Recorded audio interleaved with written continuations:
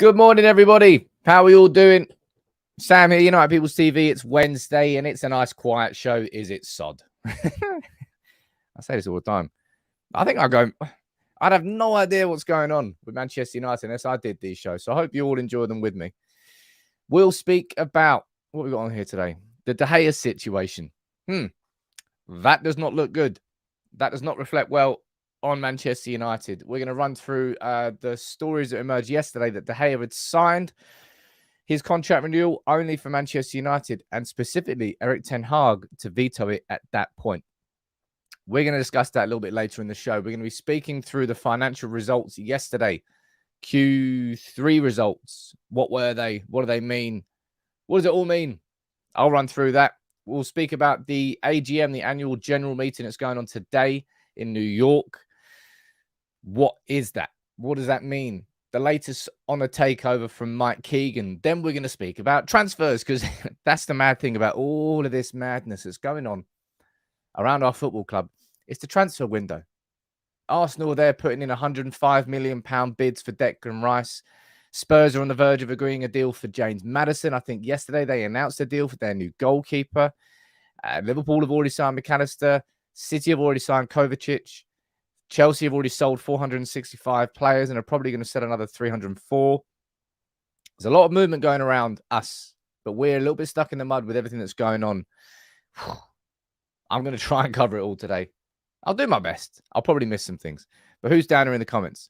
Tyler, good morning to you. DJ Dino. Julie, you're there. Hello. We've got Gary, Stuart. We've got Mark Kennedy on Facebook. We've got Adrian, David Collette on Facebook. Gary Burton, how you doing, buddy? Ned, you're there. We've got Ant. We've got Saeed. We've got JVD. We've got Alex. We've got plenty of the regulars here. Josh, I'm sure you're there too. Teresa, T, you're there. Look, good morning to everybody. It's going to be a busy show. One thing I want to say at the start of this show, it's just come out now. I think this is the dream which I don't think could ever become a dream. Bayern Munich announced today, what is it, about an hour ago-ish. They've announced that they have ended their partnership with Qatar Airways. Now, I'm not saying that that's the dream. What I'm saying here is this. Bayern Munich's ultra groups have been protesting against the links with Qatar and Qatari sponsorship for a long, long time. For like a good few years, been very vocal against it. To the point now where Bayern Munich, despite this deal being worth around about 25 million euros a season, I'm sure they'll go out and find the new sleeve sponsor, so it won't really affect them in the long term. But the fans have had an influence in the decision-making process. Had they not said anything, they probably would have just renewed that contract. And that, of course, is down to the 50+1 model. And that means that 51% of Bayern Munich is owned by fans, and for the 49%, it can be owned by, private entities and stuff like that. It means that clubs are fan-owned. It's the Bundesliga model. I think Manchester United is too far gone, too far down the line for this to ever exist here. But it's a dream, isn't it? I suppose. Actually, fans having a genuine voice. Imagine having owners that actually listen to you. That's something that United fans can only dream of. Yeah, I think it's a dream, but I thought it's a bit like when United fans stormed the pitch at Old Trafford and got the Liverpool game cancelled. A real example of fan power. The European Super League getting cancelled. A real example of fan power in the Premier League. And yeah, I saw that there. I saw that less. It's quite interesting. I thought so anyway. Gary, I really appreciate that comment down there. Your lunchtime video yesterday was top draw. Yeah. I'll speak about it in a little bit of depth. Well, in a bit more depth again this morning. Where is that photo? There. I did two videos yesterday, actually. I ran through the Harry Kane conversation, which I will have a little bit later in the show, by the way. Bayern Munich putting in a 70 million euro bid for Harry Kane. Low ball, but Bayern Munich are in. Can United really afford to just sit there and go, oh, no, Daniel Levy's going to say no? I don't think so. I'll run through the financials, but let's dive into the show. All right. And let's speak about the takeover first and foremost. Mike Keegan last night saying, as of last night, a preferred bidder for Manchester United still has not been chosen. 28th of June now. Tick-tock, tick-tock. 31st of March. That was the original deadline. You remember that? 31st of March. And then, well, what is it now? April, May. 3 months. I had to do that in my hands.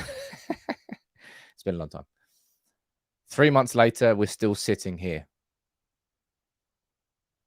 And I wish I could say that we're close to a conclusion. Jamie Carragher. Geez, I'm just shouting random pundits.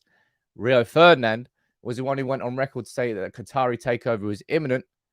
And I'm sure he trusted his source, but kind of Rio's been burned in the same way that a lot of journalists have been burned throughout this whole process, in trusting and in non-trusting and in the smoke and mirrors that's been going on. Lizzie, you're saying it's starting to feel like retribution for the Glazers, for us hating them. I mean, retribution. They've been paying themselves dividends. Well, they've taken out 160 million dividends. They've taken out, geez, I'm going to get into the numbers again. It's just going to make you all sad. I know it is. But I wouldn't say it's retribution. But they just do not give a toss what you think of them, what you say about them, what you do. They won't listen. It won't affect their thought process. Sad as it is. It's the truth. Stephen, I'm being boring at the start of the show. I apologize. It's almost, yeah, those comments will always stick with me. Will always stick in a funny way. Jonathan, thank you very much for Super Chat, dude. What are you saying? Did you see United posted a history of the Adidas home kits over the years? At least 2 were wrong. Sums up our club at the moment. Yesterday was more about the megastore getting closed than it was about the actual announcement of the kit. Thought that was a wicked move by the 1958. And again, it goes to show the power of a bit of fan power. There weren't thousands of fans at Old Trafford. It wasn't a barnstorming protest, but it was never about the scale of the protest. It was about the impact it could have. And instead of it being a glorious day for Manchester United and Adidas, where they just speak about, look how good our new kit is. Instead, conversations and news talking points were about the protest. Oh, and by the way, a new kit got launched. That's what it was for. And that's why it did have an impact. I don't know whether it will have an impact in anything that happens after it, but on the day itself, it certainly had an impact. So I said it yesterday. I'll say it again today. Well done to the 58 for doing that. Nathan, man, wow, look at that. Selekas, you've just joined as a member, but Nathan, you've just gifted 10 memberships. I've got to whip out the gongshi. Jeez! What a generous donation, man. Legend at the game. You're all legends at the game. And I like to think we're building a legendary community here. I think so anyway. Yesterday was the release of the financials. I've already done a video on that, so I won't speak about it just now because I think this is an important thing to speak about first. This is happening today, this morning. Is it this morning? I don't know when it is. No. Yeah, it is today. The annual general meeting of Manchester United shareholders. And for a lot of people, they're thinking, oh, this is a big one. Surely this is going to be where they announce it to the shareholders, say, oh, we've sold to Sheikh Jassim, or we've sold to Jim Ratcliffe. Here you go. You're going to be the first people to know.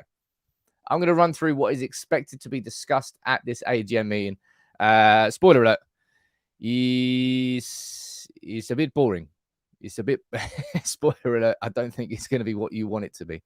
Oh, man. Wow, look at that. Jeez, mate, Gungshi and Ned. I know 2 Neds in life, Ned Lowe and Ned Flanders.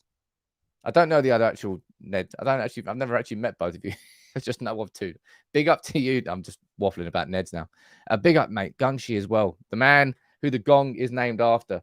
Consistent member of the community. Here from the very beginning. So many new people. I can't wait to retire this thing because I've embarrassed myself by spanking the gong way too many times in my life. I'm going to get that on I've taken the shelf off. I'm going to get that above me. Get the gong up there when I get the software finally sorted. The software's there ready to test. I think what I'll do, I can't do it today. I've got to go somewhere this afternoon. Maybe on Thursday, potentially, I might reach out to members in the Telegram community because when I'm doing it, I'm going to do a closed test with members only on the new software. So you can help me, troubleshoot it, see what's right, see what's wrong. So any members, keep an eye out on there and you can actually help me get that done. But look, let's run through the Manchester Evening News' article on this. On the annual general meeting, what is going to be happening and what is going to be said. Let's read through it. In the document of the invitation sent to shareholders, it says the board of directors has nominated the following 12 individuals as nominees for election as member of our board of directors at the annual general meeting to serve 1-year terms. And you can see who down here. Who do you want us to vote for? It's all done in order. Avram, Joel, Richard Arnold, Cliff Beatty, who I think is the legal representative. In the penultimate heading entitled Other Matters, the document reads, our board of directors has no knowledge of any other matters to be presented at the annual general meeting other than those described herein. Apart from the fact that we've been up for sale for 7 months, they're just hiding. And they're just going to continue doing it until a date comes. Now, I hope, and this is all I've got now. That's all I've got is hope. This is not based on any sort of insight. I've never at one point pretending to be in the know. It's just I look at all the news, I interpret the news, and we discuss it as a community. Sometimes you agree, sometimes you disagree. But hey, everyone's allowed an opinion. I hope that June the 30th is quite an important day for Manchester United. And I'll explain that next when I run through the financials and why I feel and hope that June the 30th could be an important day for us. Mate, got it, bread man. You've joined in as well. Look at that. We're what? 10 minutes into a show and we've had 30 gifted memberships. Let's make it 40. Sod it. Let's make it 40. You all inspire me. It's nice being generous. If you can be generous, it's nice being generous. It's a nice feeling. But as I say, look, if all you can do is drop a like on the video, boom. If all you can do is, if you want to give 5-10 memberships, oh dear, have I just done it twice? Might have just done it twice. It's coming up. Have I just done it twice? Oh no, I've only done it once. Doesn't matter. Right. Big up to anyone. I just gifted 10 memberships as well from me. Right. Let's run through and let's speak about. Obviously, everyone was looking at the share price yesterday and looking and seeing, oh, is there a big spike? Is there a bit? There was an increase, yes, but it wasn't really something to say anything too much about. Right. There was an increase yesterday. Went up. What? Was that yesterday? But nothing more than where it was a week ago. It was probably off the back of decent top line numbers on the financial reports. But then when you think about it, now anyway, we don't need to get into that. I'll speak about that a little bit later in the show. I'm not giving a gung shi for myself. That's reserved for the community. But big up to everyone, right? The top line number. Well, there's a couple of top line numbers from, if you didn't watch my video yesterday, I'll quickly summarize it here for a minute or two during this live show, right? Manchester United's debt sits at the highest it has been since 2010. £728 million worth of gross debt. And it is gross. It's absolutely disgusting. Gross debt on our club. That won't ever change until new owners come in. We know the two different methods that's going to happen. That if Ineos is successful, that debt will be taken away from Manchester United, paid off with the loan. That money will then come back into the club. And then that loan will go onto Ineos's books. And Ineos will be liable for that debt. The debt won't disappear, but it will switch. It will move accounts. It won't be Manchester United's liability anymore. If Sheikh Jassim and the Qataris take over, that debt just gets wiped out with a big cash lump sum. Boom, there you go. No more debt anymore. Completely disappears. They're the two different structures of how that debt's going to go away from Manchester United's books. But despite the fact that we were not in the Champions League last year, despite the fact that we're still we haven't won the major trophies for a long time, and we're still struggling by comparison to where we were in our heyday, they're now projecting Manchester United to hit record revenues of between 630 to 640 million pounds. And that might scare some of you. You might think, well, why are the Glazers going to leave then? They're about to make record revenues. And this is what I mean when I say the top line numbers look good. That top line number there looks good. However, when you do a little bit of diving into the numbers, you realize, hold on a minute, they're not good. And that's what I'm going to do now, right? So give me a couple of minutes and I'll head back down to the comments.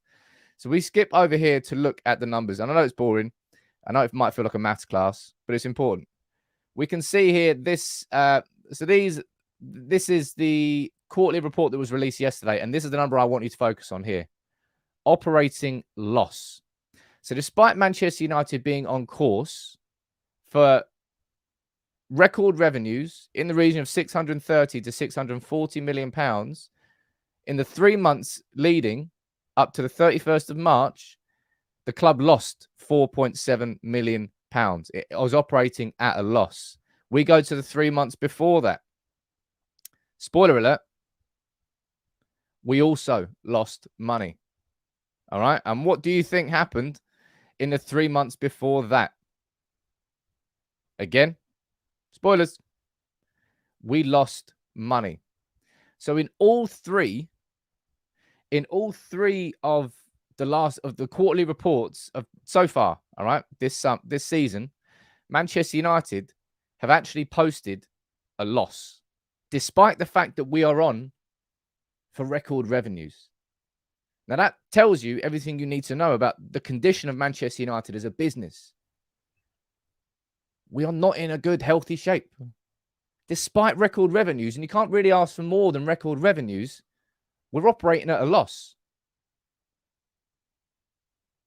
And if you go back even further, and you look here, look up to 2019, for example, these are the annual reports of Manchester United. The reason I've got 2019 up is this, because 2019, as it stands, is the current club record revenue in one season, £627 million. And you go down here and you see this operating profit, £49.985 million. So when Manchester United previously had revenues around 630 million, now remember that we're predicted to get between 630 to 650 million now. We put in a profit of 50 million. But as it stands, we've lost, I think I put it here. As it stands, we've lost 3.4 million, 2.9 million, and 4.7 million. So what's that? 7, 9, 9.9, 10.3. We've lost £11 million so far in the 3 quarters of this year. So despite everything that we've got about record revenues and X1 and what they might tell you on the top line, the numbers are bad. Cash is at historically its lowest point in the club. We are losing money despite these big top numbers. And people will Alex, you're asking, there's been changes to operating expenses. Yeah, there has been, but there ain't no way that I'm going to try and do that live on the stream. The point that you can look into why the losses are happening, but the fact is the losses are happening. All right, the losses are there right on paper. We're not operating on a profit anymore, and that's why the Glazers can't take any dividends anymore. Remember, this is the last year was the first year they didn't take dividends since 2016. It's because there's no more cash to burn. There's no more cash to bring in. And Tyler, you're asking whether it affects our transfer budget. And that was the main purpose of me doing the video yesterday, because I knew people would be asking that question. And probably not. And this is why. Because this is how Manchester United is going to be signing players, right? That thing there. AKA our credit card. The revolving credit facility. Now, you remember in the last quarterly reports, it said, well, Manchester United aimed to reduce the balance of that credit revolving facility to 0. That was the intention, was to drop it to 0, right? Instead, they're now dropping it to approximately 40 million. So that's 40 million that's changed, it's disappeared. That's 40 million that's been diverted elsewhere. Now, there might be a cynical person in you that looks at, let me pull these numbers up here. 1 second there. I haven't got them on here, actually. Manchester United's cash balance has actually gone up by just around about 40 million. So you might cynically be looking at it and going, so Man United are going to have 40 million less from that credit facility, and our cash balance has gone up 40 million. You could put those two together. Either way, Manchester United are not a cash-rich football club anymore. We are a club massively in debt. We are a club that, despite record revenues, are losing money and have done in the last 3 quarters. The business is not in a good condition. So that's my way of saying, look, don't be scared and worried about Man United making record revenues thinking, oh, the Glazers are going to stay. Nah, man. Not at all. Not at all. And that's a more of an opinion than anything. Oh man, JVD, how you doing, my ledge man? JVD's gifted 10 memberships as well. Oh, Saeed, sorry, you've joined in as well. 10 from JVD and 5 from Saeed. I can't keep up with it anymore, man. Sandman with a funny question there. Let me read that bad boy out. Who's Michael Scott? I have no idea who Michael Scott is. It was just I just typed in Man United credit card into Google. This is what came up. Michael Scott. I used to play footy with a guy called Michael Scott. He was wicked. He used to score from corners. I haven't played football since I was like 14, by the way. But yeah. Some might say it feels like retribution. Actually, what I was saying there about the numbers, right? This is why I'm hoping that the June the 30th is an important date. These financials here, right? They work in quarters. We know that, right? The third quarter ended on the 31st of March, and the fourth quarter ends on the 30th of June. That means that anything that goes through the club's accounts from the 1st of July onwards gets added to next year's accounts, next year's books, and won't affect anything from this year. So if Man United are on for record revenues X, Y, Z, if the Glazers just hold out for another 2 days before releasing any spending, it doesn't affect these books. And therefore, the numbers can look as good as they possibly could look. It might just be a bit of number manipulation. Accountants saying, look, hold on. If you just wait until the 1st of July, then we can make our numbers look that much better than they actually really are. That might be a case. That might be why we've waited. And maybe that's why we've always waited and why we haven't made a signing in June since 2019. But that's speculation. And again, that's just kind of, you have to like clutch at straws now as a United fan in terms of like hoping about when things are going to happen and why things are happening. That's more of a conspiracy theory than anything else. But one thing is for sure. Everything Ten Hag wants to do, everything Ten Hag is planning, the Glazers are having a direct impact.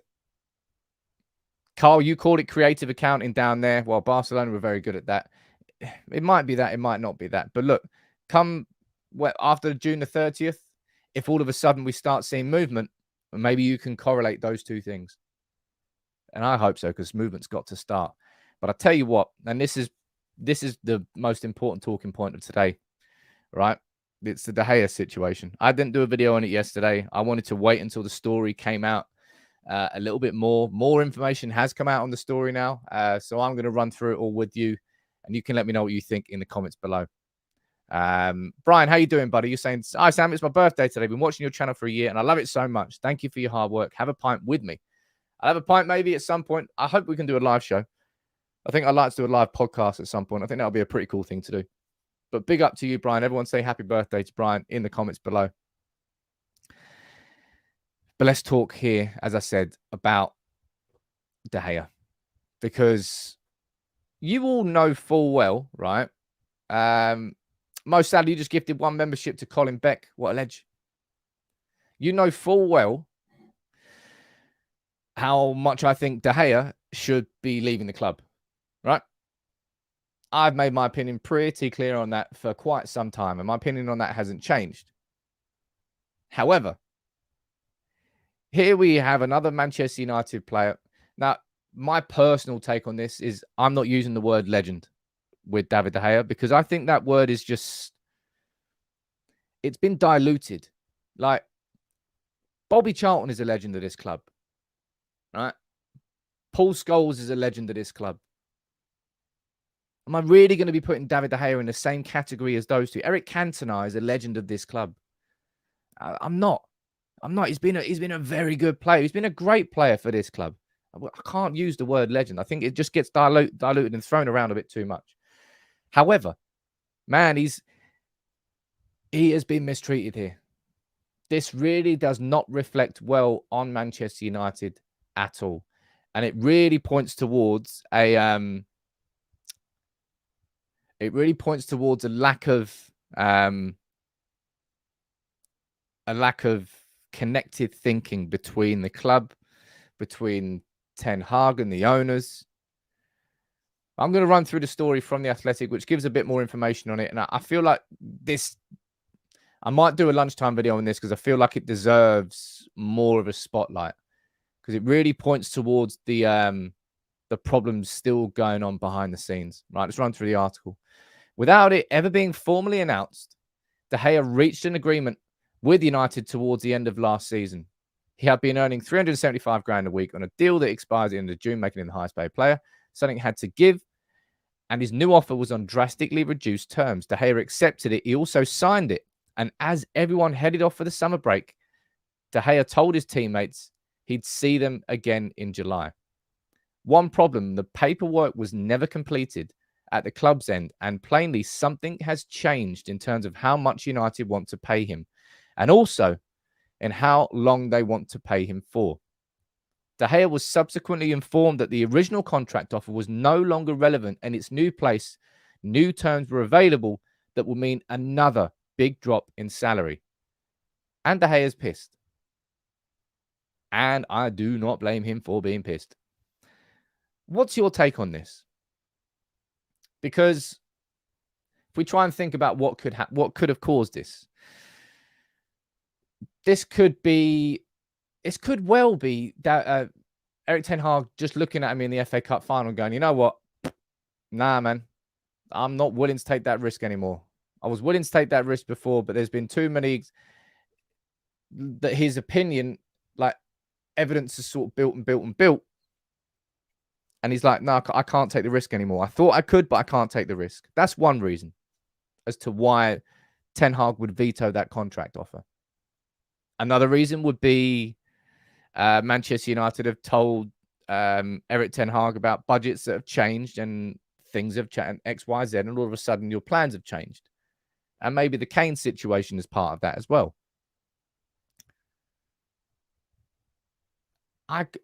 We can only speculate on that. But I have to admit that this makes Manchester United look like an absolute bunch of twats as a football club. We did it with, remember when Rio Ferdinand left? Rio Ferdinand, proper, club great. Told by Ed Woodward in the dressing room, no, we're not going to renew your contract, mate. And that was it. That was as far as it went. Rio Ferdinand sort of crept out the back door. I'm going to go and read a few of your comments out around this, right? Let me see down here. David, you're saying it feels like no one listened to what Ten Hag wanted, and then he went in and said no. Could be. Albano, you're saying enough with the high wages. I agree with the clubs to reduce the wage players. Yeah. I mean, everyone agrees on that part. Let's have a look down here. They don't offer him any contract. Don't change the deal. Ben, you're saying I want De Gea out of the club, but the way United have gone about it is massively disrespectful, and that's where I completely agree with you. I do massively sympathise with De Gea in this particular situation. United put something on the table. He signed it. United went, hold up here. Change their mind. Here you go. It's like putting a bid in for a house. They put it up for sale at a certain price. You agree with the bid. You put it in, and then they come back going, yeah, it's actually £6,000 more. And you go, what? Where'd that come from? And it points to a lack of proper future planning, because we are here, and I said we're less than 2 weeks away from our players returning to pre-season training, and we don't know whether De Gea is going to be here. We don't even know who our first choice goalkeeper is, and we're supposed to be considered an elite level club. Schoolboy stuff, really is. Jack, this is what you think. I think originally it was a money saver from the Glazers, but Ten Hag came in and vetoed when he offered Murto and co his opinion. I reckon it was part. Look, I've maintained it the whole way through. You know how everybody was losing their crap when Ten Hag was coming out saying, "I want De Gea to be my number one next season." And look what's happened now. It is almost like managers say what they need to say to a camera, and it might not be the truth. Almost. I know it's a wild concept, a really wild concept, people. That's exactly what Ten Hag has been doing. He doesn't need to tell it. Oh, yeah. I mean, how would that have worked? Ten Hag coming out saying, De Gea's crap. I'll be honest, he's not anywhere near what my first choice goalkeeper is. But we've got a couple of months left for the season. Let's see if he can, not be crap. He's not going to come out and say that in public, is he? But it's the whole situation just stinks, man. Jack, I agree with you. The treatment has been a joke. And I've got a lot of sympathy for De Gea in how this has gone about. I think ultimately it will probably... Okay, I'll ask you now, actually, in the comments. In fact, let me put this as a poll, right? And I want you to answer this poll, right? I apologize to everyone on Facebook. Answer this poll from like today onwards, right? Now that you know all this information, what do you think will happen with De Gea? Right? Is it De Gea signing and staying? Or is it De Gea leaving on a free? Because they are your two options. And we know now that this offer that's gone in for De Gea is significantly lower than what... Basically, what's happened is Ten Hag has vetoed having a second choice goalkeeper earning first choice goalkeeper wages. That's the fundamental shift that's happened here, which I think is the right thing. And it all boils down to De Gea getting a massively inflated contract. I think it's fair to say it was him. I don't think it's just Captain Hindsight speaking there. It was 375 grand a week. I think it made him the world's highest paid goalkeeper at the time. I know he was one of the best, but still, that was the top end of what that deal could have been. Let me see what... There was a super chat there. I don't want to miss that. It's from Mania. How you doing? I know what many fans feel about De Gea, and I agree he doesn't fit Ten Hag's style, but how can the club do this? He deserved a proper send-off like Firmino. He did. And Manchester United, as a football club, it goes to show this, right? Behind the scenes, and this is the next talking point. That's the wrong one. That's the right one. None of this reflects well on Richard Arnold or John Murtough. Now, I have been quite hesitant to massively criticize United behind the scenes, because I genuinely feel that as we came into the summer, that we kind of knew what we wanted to do. We went in early with Harry Kane, and I thought we made early good moves. I thought it showed that there was some sort of planning behind the scenes. But this De Gea contract situation, because this is the sort of stuff that Ten Hag should have no involvement in, really, other than giving the yes or the no, which is effectively what he's done here. And coming over the top and said, look, he's vetoed that contract offer now because his opinion has shifted. But yeah, it doesn't reflect well on John Murtough. It doesn't reflect well on Richard Arnold. It doesn't reflect well on Manchester United as a football club behind the scenes. If you can do that to David De Gea, you can pretty much do that to any player inside this squad. Ra, you're saying sloppy deals with United? Never. Truth. Absolute truth. Alex, you want Kovar to go on the preseason tour now? I think Kovar was always going to go on the preseason tour, isn't he? Right? I think he always should have done. SS, you're saying can't give a player a send-off when the club hasn't even decided what to do with him. And that's the truth. We hear so much about Andre Onana. We hear so much about, mainly Onana, really, in terms of if a new goalkeeper is going to come in, it's probably going to be him if De Gea leaves. But we still don't know. We still do not know. We still do not know who the owners of our club are going to be in 2 weeks' time. We do not know who our number one choice goalkeeper on the books currently is going to be in 2 weeks' time. We don't know who our striker is going to be next season. We don't know who our... there are so many questions about Manchester United that are unanswered.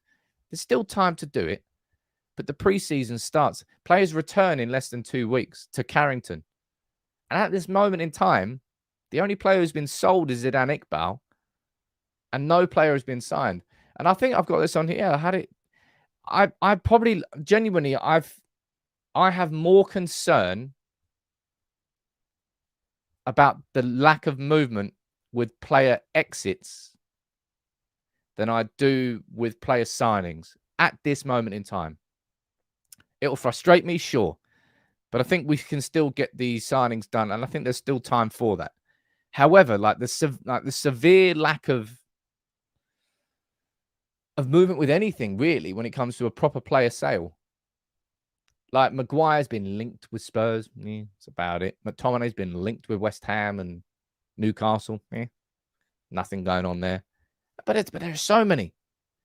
You know, full well, I've got 13 players down there. I can't remember who's on my list. We've got Martial, we've got Van der Beek, we've got Elanga, we've got Maguire, we've got McTominay. There are so many players. This is that for me, at this moment in time, is more concerning than the lack of movement for signings. Just at this moment in time. Now, I'm not saying that that's going to be the case the whole way through the summer. And then let's go on to speak about transfers now. 35 minutes into a show on transfer in the transfer window, and I've not even spoken about one player signing yet. Because I know full well how much this summer depends on us making sales to actually make the signings we need. And United are very much a reactive rather than proactive club. So instead of United going, you know what, I can trust you to get the player sales and then the money will be in, so we can go out and spend that money now. United, it feels like, I think we've done this before actually as well. It feels like we're going to wait until the money's in before we can then spend the money. It's kind of a domino effect. And yeah, we're just stuck. And then you can see, like, this happened yesterday, right? Bayern Munich going in with an official bid for Harry Kane. What I will quickly say here before we do start speaking about this, one time here, if you can, please drop a like on the video. It does make a big difference to the community because it shows YouTube that you actually enjoy it. And if you haven't already, there's 2 days left in the raffle. Get your ticket for £1. Someone is going to win a 50-inch 4K Samsung TV and a Bose soundbar. It's legitimately better than the setup I've got in my living room. So if you can, buy a ticket. Look at that. Michael down there saying nearly 2,000 people watching. It's only 280 likes. Honestly, I was looking at other channels the other day. It must just be a United People's TV thing. So many people tune in, but hardly anybody ever likes the video. I don't know whether it's because I asked for it too much or sod knows. But I can't for the life of me understand why people don't. It will make such a big difference to the channel if you could. So if you can, just drop a like on it. But let's talk about Harry Kane. Bayern Munich put in that official bid yesterday, right? 60 million, fat chance that was ever going to be accepted. Fat chance is ever going to be accepted. However, Bayern Munich have gone in, and BBC are reporting that they are going to be coming in with an improved offer. Bayern are going after Harry Kane, which should come as no surprise to anyone. I think I always said that it actually always kind of felt Real Madrid until the Mbappe situation came around. And then you realize, well, there's no chance that Kane's going to Mbappe now, that Kane is going to Real Madrid now, because if Real Madrid sign a striker, it's going to be Mbappe. Done. But Bayern Munich, the suggestion here from the BBC that's coming out of Germany is this. Look, saying that Kane's brother, I think Kane's brother's his agent still, isn't he? That he's already met. And that if Harry Kane was to leave the Premier League, Bayern Munich would be his destination. But man, United, and again, maybe this is all being held up until post June the 30th. Maybe on the 1st of July, all of a sudden we're going to see, boom, bids going in, boom, activity and actual genuine movement, because the money is then therefore going to go into next year's accounts rather than this year's accounts. But Harry Kane, I'm not too worried about the timing of this, I'll be totally honest, because I mean, they've only gone in with a bid for 60 mil, and there ain't no way they're getting that. But this is United's ability to test the resolve of Daniel Levy and Spurs. Because we know full well now that Bayern have offered 60 mil. So Daniel Levy is faced with the decision of lose Harry Kane for free or sell him for 60 mil. If United go in with an offer 20 million higher than that, we go in with an 80 million offer for Harry Kane, then Daniel Levy is faced with three situations. Number one, lose Harry Kane for free. Number two, sell Harry Kane for 60 mil abroad. Or number three, sell him for 80 million to Manchester United.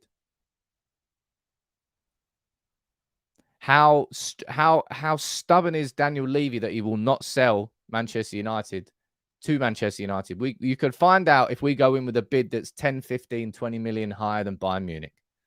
And maybe we just don't have the money for that anymore. I don't know. But there's no way that United could sit there, arms folded, and just watch Bayern Munich bidding for Harry Kane and not doing anything. That would be an absolute madness. It really, really would. Prosaurus Rex, you're saying, hi, Sam. I've seen creators extend live streams if they hit a certain like target. Half the number viewing. I mean, I could do that. I need to get a bit more visualization on likes and stuff like that. That's why I need the new software. I really need the new software. As it stands, I don't have the ability to really do that without opening another 4 screens. And I've already got 455 tabs open. I don't need another 2. I really don't need another 2. This Harry Kane situation, man, is, ain't no way. Ain't no way that we can just sit there and go, Daniel Levy's not going to sell to the Premier League. There's no point wasting our time. I mean, how much effort is it to put a bid in? Seriously. I actually have no idea. I was thinking about this the other day. How difficult is it for Manchester United to just pick up the phone and say, how you doing, lads? Yep, 18 million. There you go. You haven't got like proof of funds. You haven't got anything like that. It's a verbal offer. Like it wouldn't take much effort. Don't know. I was randomly thinking about that the other day. Obviously, I have no idea how much effort it actually does take. But as it stands, we know full well that it's Mason Mount who we have put a bid in for. And if you look at Manchester United's cash balance, as it stands, we've maxed our 200 million facility from Bank of America. We've got another 100 million, but that's never been touched.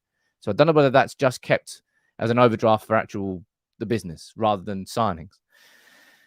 That 200 million is not getting cleared until the 30th of June. So as it stands, you've only got 70 mil in the bank. And as it stands, the only bid we put in is for 55 million for Mason Mount. And we are not raising that bid, and nor should we. We can't be raising that bid for Mason Mount. First of all, he's not worth any more than that, given his contract situation. And second of all, this is a really important transfer deal for Manchester United that will get remembered. I've already said this before, say it one more time. Probably will say again. If United go back with the bid of 60 million now, then it goes to show that we aren't firm with our final offers. That we can just be nudged into a corner and poked until the club gets what they want. Now that could happen. And the reason I'm looking at my phone there is because David Ornstein has tweeted about, let's have a look here. Right.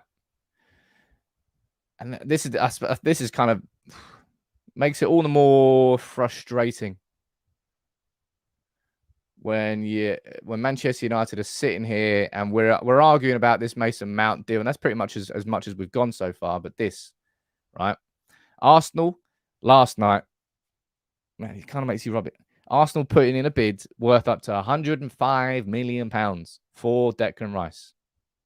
£105 million.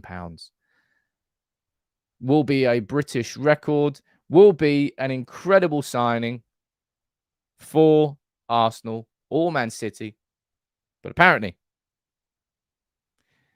it's Arsenal, because that's exactly what David Ornstein has just tweeted there. Man City have pulled out of the race for Declan Rice.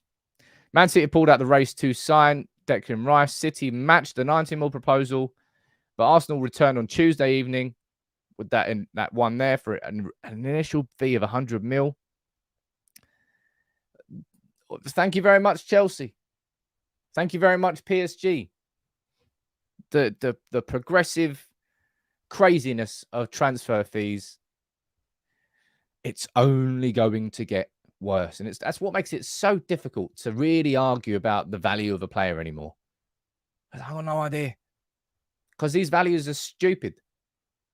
100 mil for Declan Rice. Like, he's a good player, man. Really good player. 100 mil. 100 mil. Ronaldo went into... I suppose that's what happens in football. It just gets more and more. But Man City, by the way, my immediate reaction to that is, Man City want a box-to-box midfielder who's available in the Premier League and is already... And they can't get Declan Rice. Well, welcome aboard Moises Caicedo to Man City. That would be something I would absolutely expect to happen. If Man City are really serious about signing a player like Declan Rice, then surely they're just going to look straight towards Moises Caicedo next. And if they do that, well, I don't really think Manchester United stand a chance. Although Moises Caicedo did say that his dream was to play for Manchester United. Maybe I'm being slightly unfair. It's a lot, though. United would never... I wanted United to go in there because I felt that Declan Rice would genuinely be in a transformative signing. But Arsenal doing what they needed to do there. Given that there was that sort of, that battle to sign him. But wow, 100 mil. Plus 5. 105 mil for Declan Rice. That is a lot, though. Alex, you're saying we need Agent Valencia. Come on, Antonio. Get on the phone. Moises. There's only one place you're going, my friend.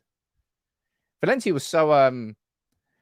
I definitely underappreciated Valencia when he was a Manchester United player. I can admit that. For him to come back from that ankle break against Rangers, and then after that win Manchester United's Player of the Season. He won Player of the Season, if I remember, in 2 different positions at Manchester United. And he must be the only player to have ever done that. Because remember, he had it at right wing originally.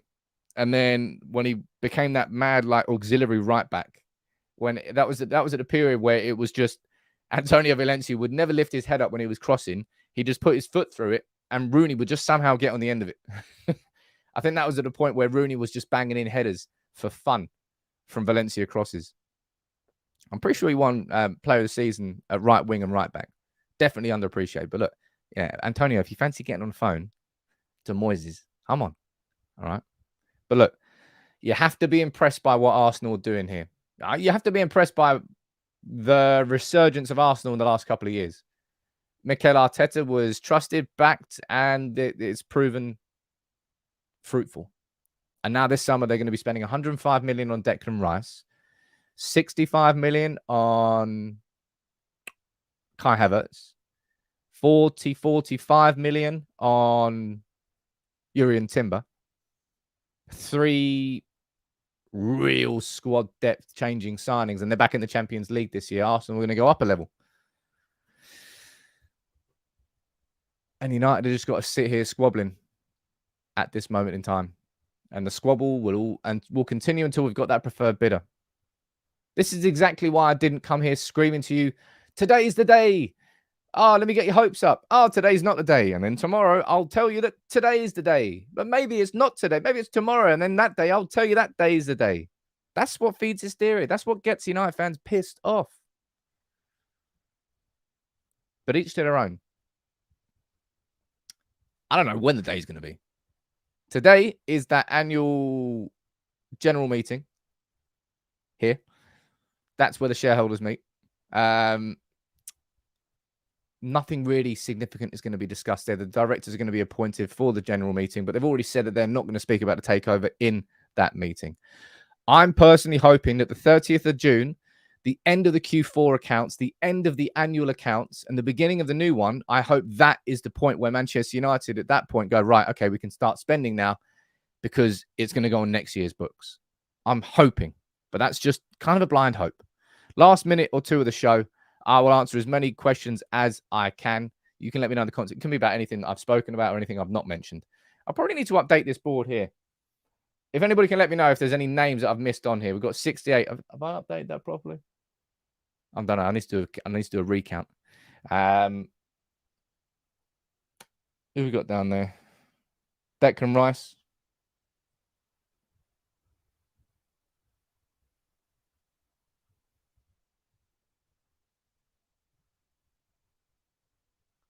Declan Rice isn't happening. Let's get Declan Rice off that board.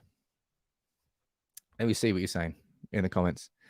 Fabrizio tweeted on Caicedo. Let's have a look then and see what he said.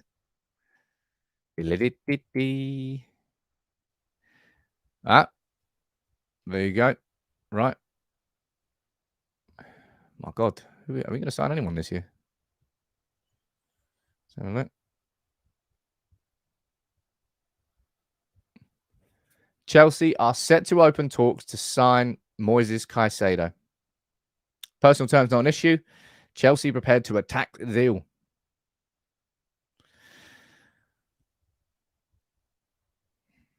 I don't know what we can wait for. I really don't. Oh yeah, Rabiot signed the new deal. That's a good one to get off there. Let me get that little board marker out there. I feel like it's as close as I'm ever going to get to being a teacher, which is good for the kids because I'd be a crap teacher. I'd have no patience.